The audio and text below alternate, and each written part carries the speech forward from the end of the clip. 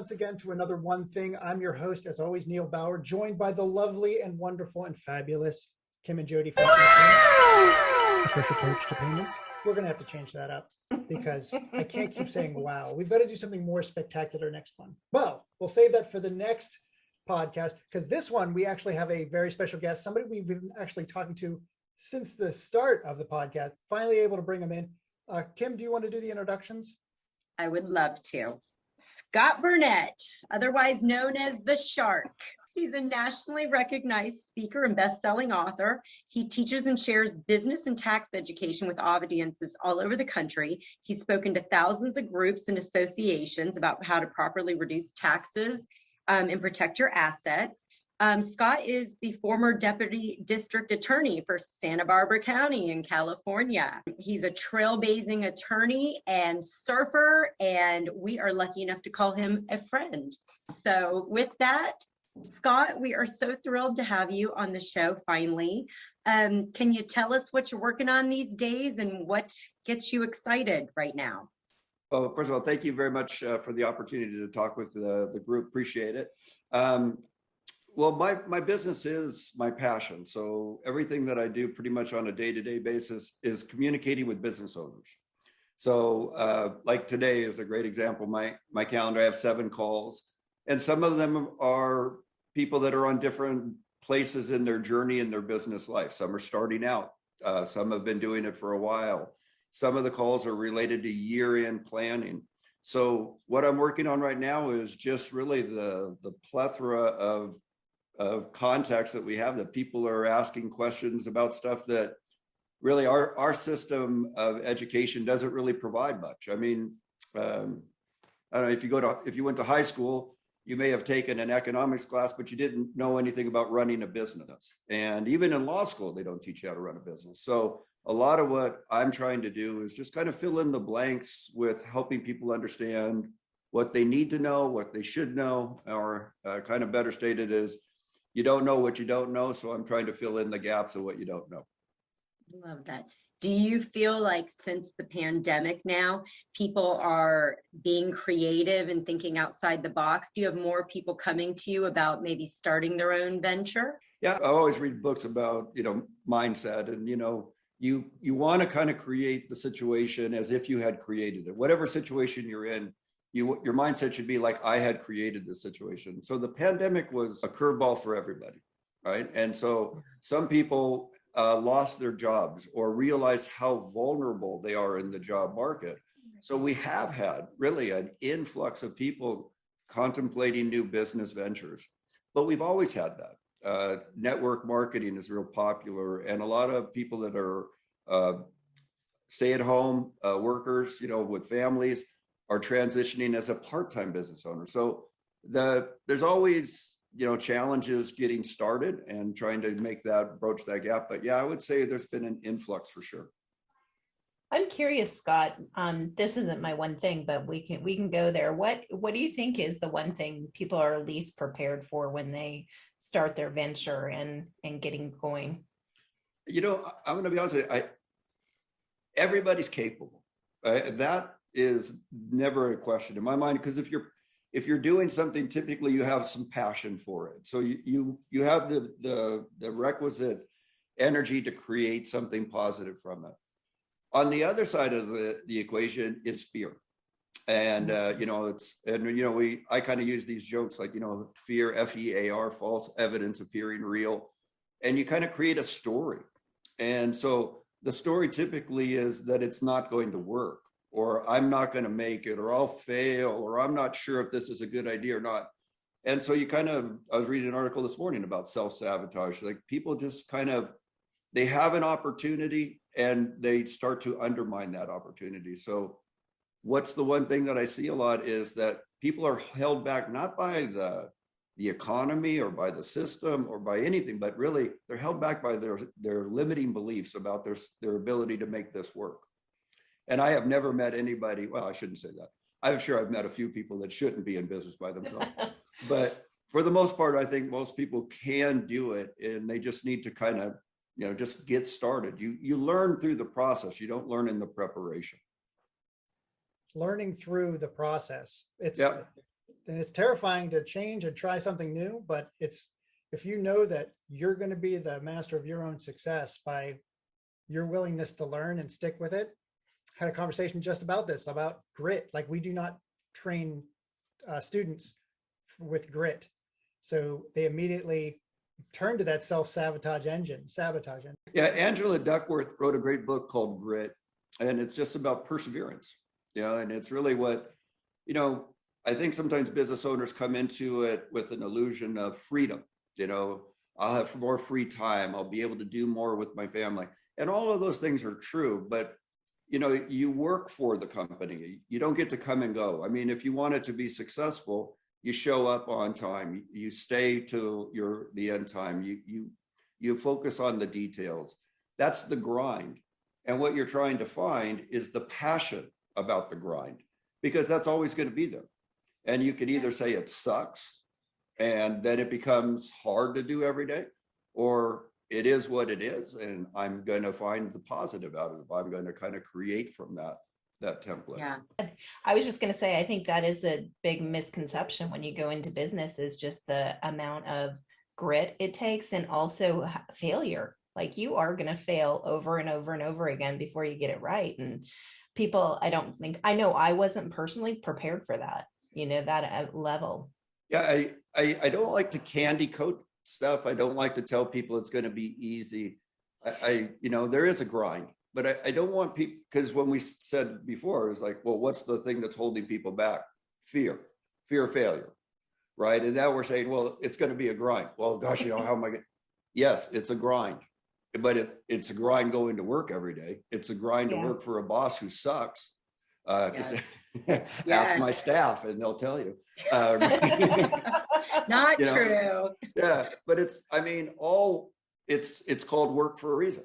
Now, when you work out at a gym, that's hard, but you're thinking about the result. And that's the same with this.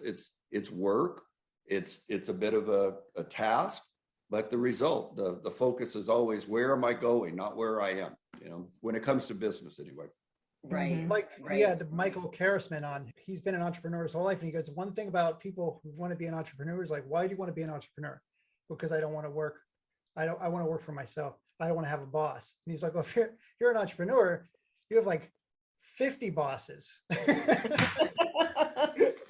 You're working for everybody. Yeah. But the thing, that expression, heavy is the head that wears the crown. Right. Mm-hmm. So when you're your own business owner, you get to make the decisions, but you're also responsible for every decision. And there isn't anybody a lot of times to bounce stuff off of. And that's kind of what my business has kind of evolved into, is sort of this, I'm trying to teach people the potholes that, frankly, I fell into when I was starting out in my business. I always tell this story about, like, in law school, they teach us how to sue businesses, but they don't teach you how to run them. And so when I got out there, I learned everything the hard way. If there was a hard lesson to learn, I swear to God, I learned it. And me too. Yeah. No, Jody and I always say, oh, you know what? We can really consult you on this, because we always learn things the most painful way. But guess what? It's burned into your brain at that point. You learn the lesson and how to come back quick from it. Right. And so, like, when I got out of law school, I got audited. I had been in my legal practice for a few years, and I got audited, and I went to my CPA every year, and I gave them information, and I didn't do anything nefarious. My returns were filed, everything looked right. But when the auditor came in, the stuff that I thought was deductible that my CPA knew about wasn't deductible. And I got really beat up in that audit, like to the tune of about $60,000. And so, you don't have that sitting there in your back pocket. So you get on a payment plan with them, and it's kind of a long story. But what ended up happening is, like, well, my CPA and I are not communicating the way we think we are, or the way I think we are. They're not telling me I'm doing something wrong. They're just accounting for the money that I spent. They're not evaluating it or telling me, well, you need to substantiate this or that. So in the audit, it was like an old-fashioned trip to the woodshed. I just got it handed to me. And so really what ended up happening is that changed the game for me. That changed my life, because I said, well, if this is happening to me, this is happening to everybody. And so what that really kind of was how Burnett and Associates sort of began. So now, like the evolution of it, now I write books about taxes. I'm approved by the IRS to provide the education to tax preparers. And really you start to see the full thing is like, you don't need to learn the tax code. You need to learn about a dozen things. And then once you know those things, it's pretty easy after that. Can I jump in? Because I'm really excited. You've got a lot of sports paraphernalia behind you. Not sure if you're aware, but those guys used to be basketball players, and pretty good ones at that. So we are working with, what my company works with, more than baseball, and it's basically helping minor leaguers who get paid absolutely nothing. And especially with the pandemic, their season was cut. They got paid nothing. But it's helping minor leaguers find a path during the minors, getting them paid fairly and equitably, but also finding them housing, getting them equipment. But the big thing is offering them life beyond baseball. So if they're moving outside, like, hey, I'm not going to make it next year, what is my path outside of it? And they're working on plans for starting your own business or getting them involved with some company. It looks like you have a lot. You're a surfer. It says you were an athlete as well in your bio. So I like to think I used to be. Okay. You surfed. You're a far greater athlete than I would ever be. So what's great is that you have some experience in space with people. Like, I'm going to ask your experience. What's the one thing you would tell somebody who is an athlete, who is looking to pivot from being in a physically and mentally taxing activity into pivoting into another more mentally, if not physically taxing activity? Yeah, I think the next step of anybody's career, right? Because you go, my mom always said, you live a lot of lives in a lifetime. And God, that is so true. So you have this athletic life, this academic athletic life that you have cultivated since you were a child, and your parents have groomed you for. And then at the expiration of that, your career is coming to some sort of finality athletically. So where do you go? What I see a lot of times, they'll go to coaching or different things, but the advice I always give people with respect to this is the same advice that I'll probably give my son when he's old enough to hear it, but find something that you love. And I know that sounds really trite, and it is, but without passion, you can't do something and really make a go of it or make a career out of it. If without passion, nothing's going to get you out of bed. And you got to get out of bed. You got to grind into it. Like we talked about, Jody, the grind, right? And we've got to feel good about what we're doing. And so coaching is what I see typically they get into. And then they learn their business acumen through that process. But it could be anything. I see finance. I see collectibles. I see sports people go into insurance. You just have to find something that, I think, this is my opinion, you have to be passionate about it, that not every day you're going to jump out of bed excited, but it's something that you feel good about. And if it can help people, which is kind of what is my why, is I like to teach and I like to help. That's what keeps me going in it. So find the passion, whatever it is. I love that. I do too. Protecting your assets. You talk a lot about protecting your assets, and I'm curious, what's the one thing that people can do to protect their assets physically, but also I know you've been on a spiritual journey yourself. What can they do with that most important asset themselves to protect themselves, as they move on this path? So twofold. Yeah, so we're going to cover a lot of ground. Yeah. All right, so let's talk about asset protection. What's the one thing that comes up a lot is people get sued and they weren't expecting to get sued. And that's when the problems start. The United States has 5% of the world's population. We have 74% of the world's lawyers, and we generate 94% of the entire world's litigation. So our legal system is very robust, right? We have more law students in law school than practicing attorneys right now. Wow. And the Census Bureau is saying it's estimated by 2024, I believe, that lawyers are going to outnumber human beings. So it's just getting worse for you guys every day. Gee. So really what asset protection is it's like doors and windows in your house.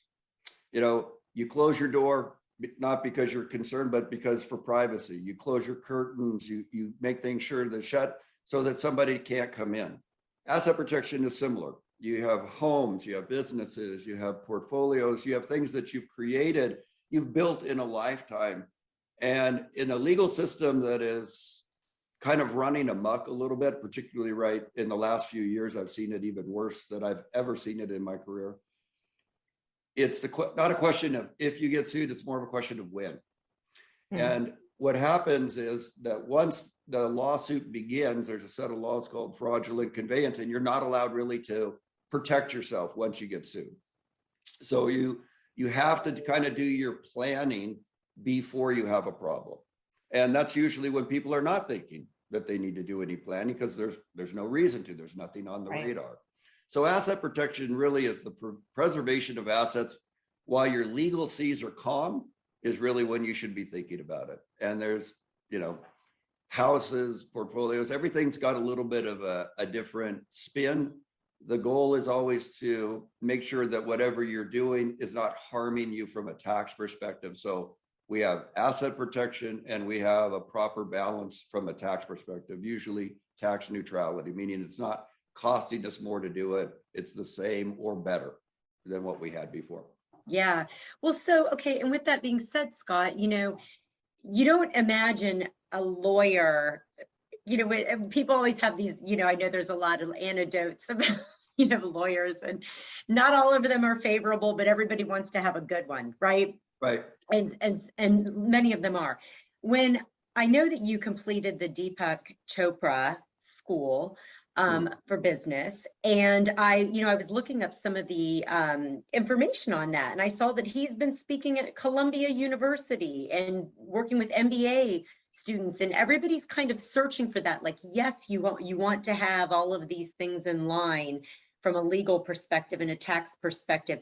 But what was it about this particular program and where you are in life that you decided I need to add this component to my business? What prompted that, and how do you think it's helped you and changed your business? So for me, I run into like reoccurring thought patterns. Like we were talking a little bit about like how you have to sort of accept the situation as it is, as opposed to, creating a story about I'm the victim of this, or why is this happening to me, blah, blah, blah. Because that sort of thought process was my pattern. Everything that happened to me, and I was a victim of those circumstances. So as I communicate with clients, a lot of times everybody has similar stories. And we're our own worst critics. Oh my gosh, could we be any more negative about who we are on our journey? We are so unforgiving of our mistakes. We relive them constantly.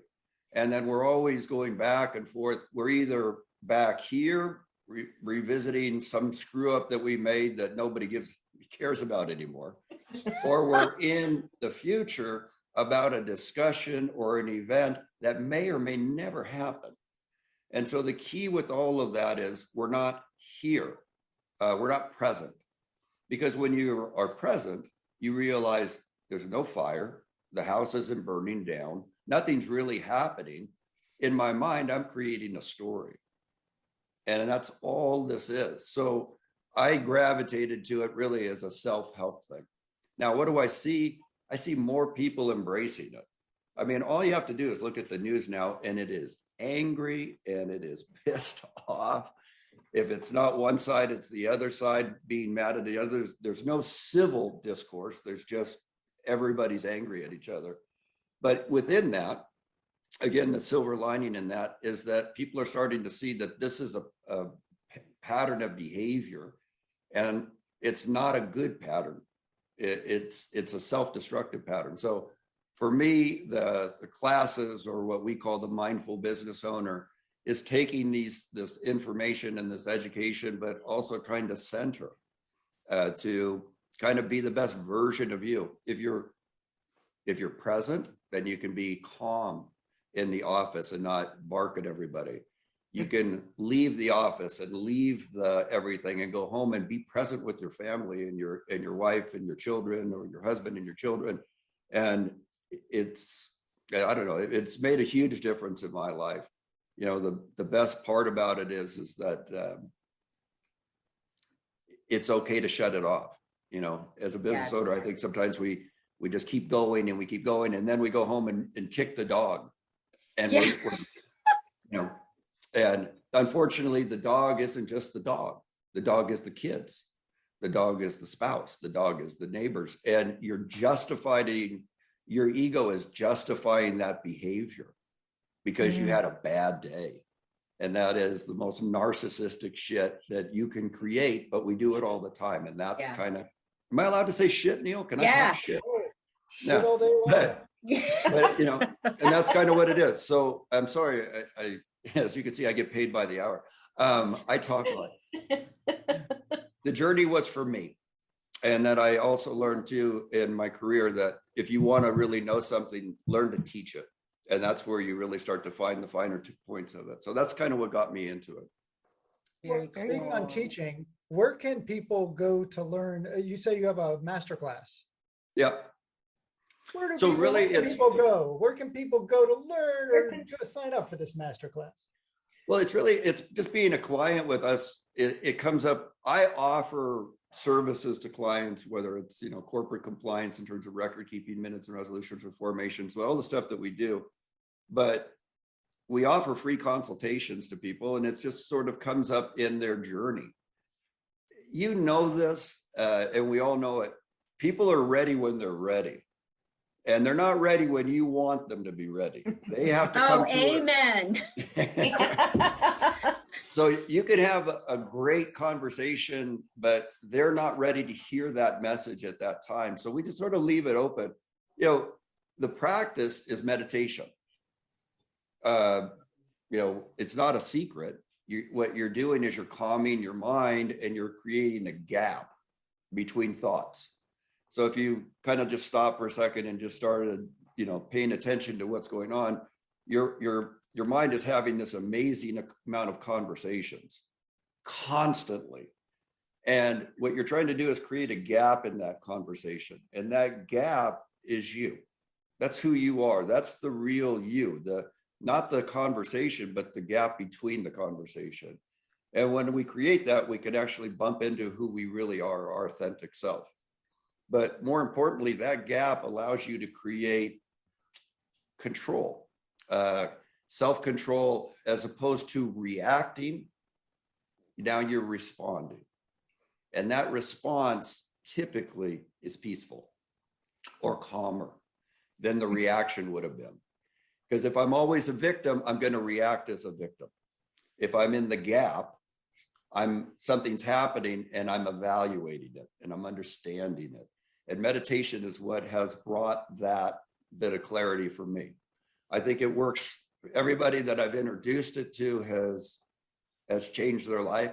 It's not something that you can consistently do. So if you've started it in the past and it wasn't successful, then just restart it. I love that, because there was a comment it was Nessa actually that was on last week, and she said a lot of times you're not upset at the circumstances, you're upset at your response to the circumstances. So it goes back to even what Deepak says, which is spirituality is really just self-awareness. How many times have you lost your temper and regretted losing your temper? Oh yeah. Or said something, or were too quick to respond, when if you would have just sat for a minute, it might have taken care of itself, or you might have calmed down for a minute to see where you are and why you're responding the way that you are. Well, you see, all of this stuff now is, because we have fight or flight built into us. And, we all know what that is. If there's something happening, your adrenaline's going up, you're prepared to either run away or hide or fight. And so that mechanism, and is an eternal mechanism, it happens, without any sort of control of your body. But while that benefited cavemen hiding from saber-toothed tigers, in our world, social media, the pressures of things, the things that our ancestors never had to deal with, create that anxiety, and you're on a cycle of it 24/7. Okay, so I'm a little bit on a rant here, so forgive me. No, but I love it. This is so good. You went off on Good it. rant.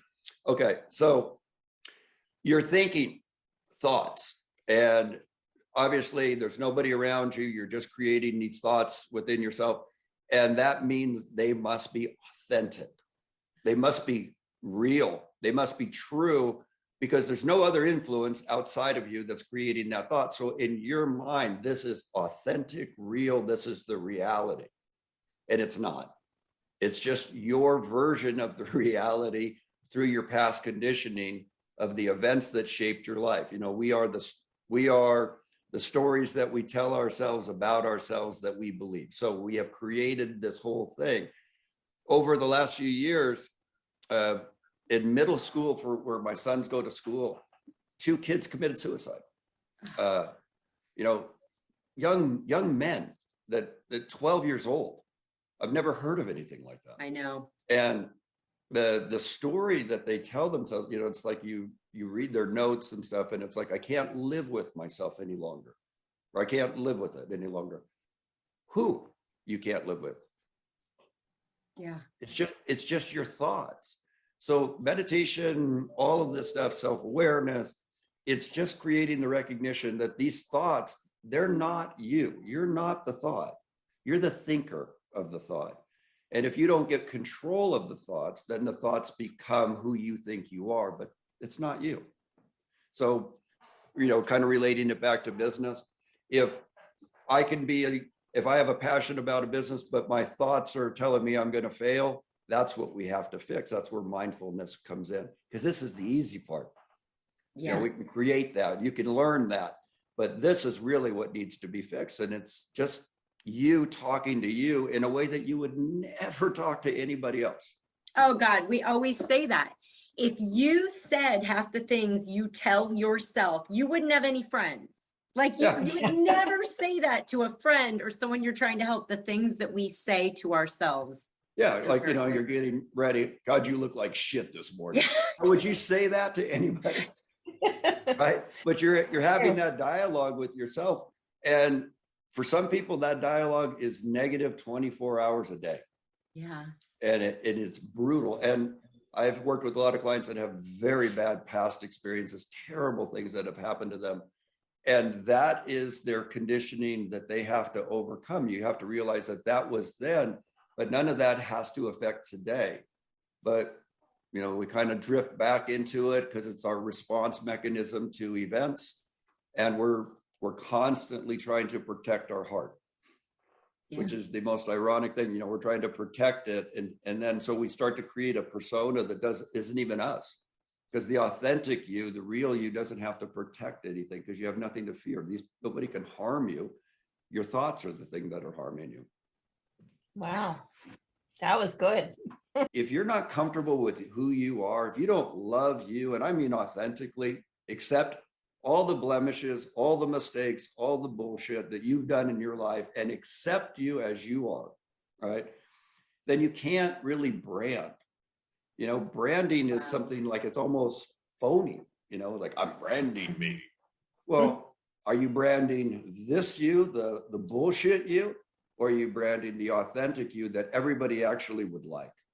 Wow. And everybody goes with the persona that they've created that protects their heart.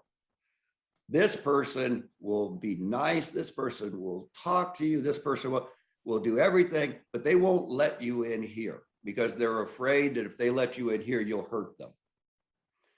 So this front keeps them protected, but nobody, you brand around that front. That's not a successful business model. People want authenticity. They want to know who you really are. It's hard to share that if you don't feel safe. I love it. It So was good. so good.